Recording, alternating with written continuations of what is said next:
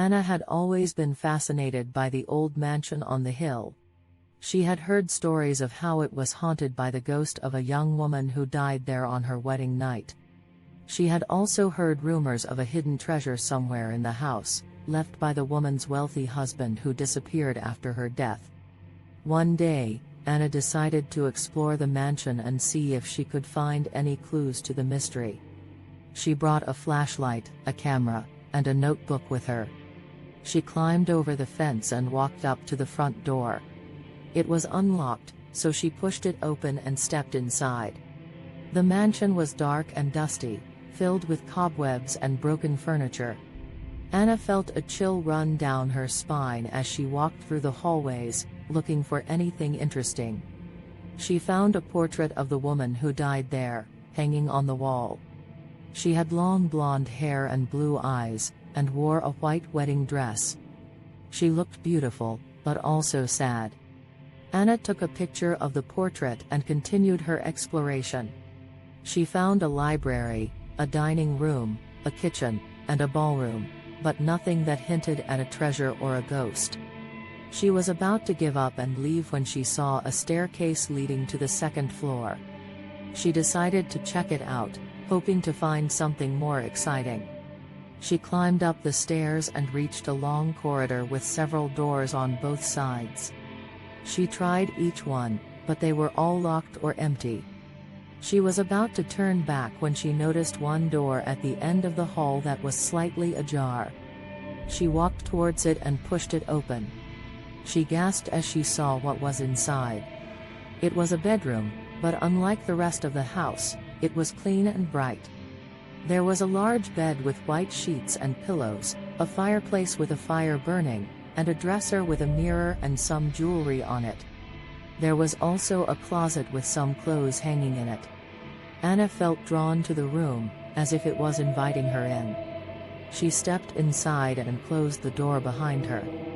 She walked over to the bed and touched the sheets. They were soft and warm. She felt a sudden urge to lie down and rest.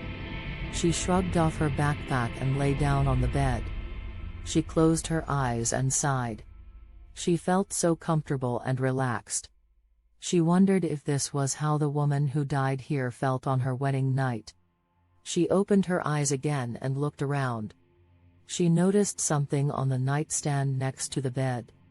It was a book with a leather cover and gold letters. It read, "The Diary of Evelyn Rose." Anna picked up the book and opened it.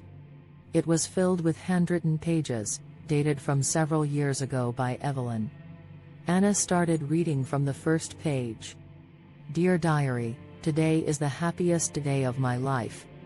I am getting married to Charles, the love of my life. He is handsome, kind, and rich. He has promised me everything I ever dreamed of. A beautiful home, a lavish lifestyle, and eternal love. We met at a party 6 months ago, and it was love at first sight. He proposed to me after 2 weeks of dating, and I said yes without hesitation. He bought me this mansion as a wedding gift, and we are going to live here happily ever after. I can't wait to see him at the altar and say I do. I love him more than anything in the world." Anna felt a pang of sympathy for Evelyn. She wondered what happened to her that made her die so young and tragically. She flipped through the pages, looking for more clues. "Dear Diary, something strange is happening in this house. I have been hearing noises at night, like footsteps, whispers, and moans. I have also seen shadows moving in the dark, and felt cold breezes on my skin. I told Charles about it, but he said it was just my imagination.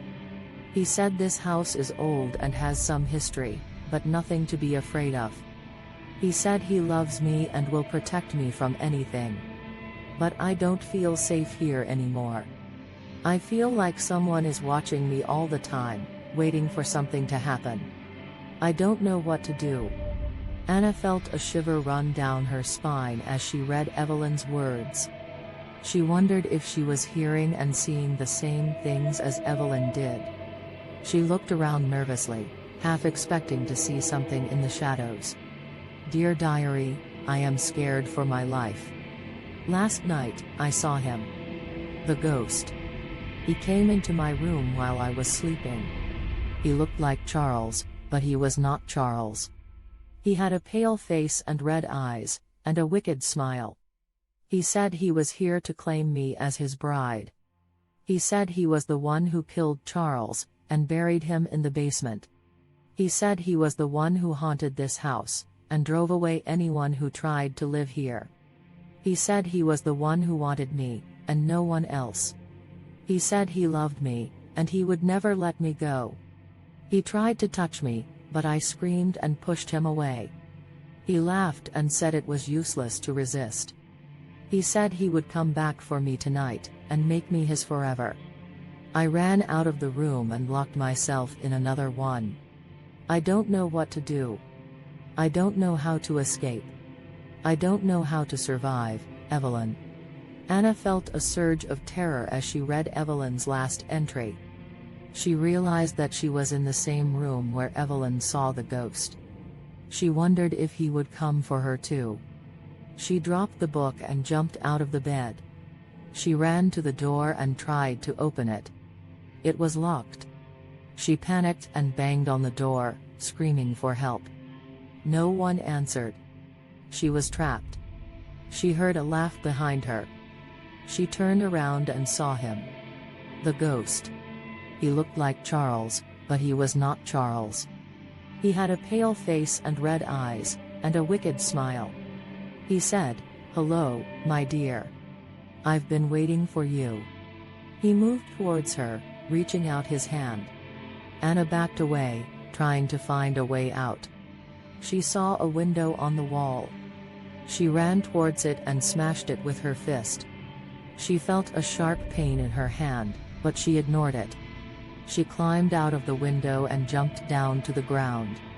She landed on her feet and ran away from the house as fast as she could.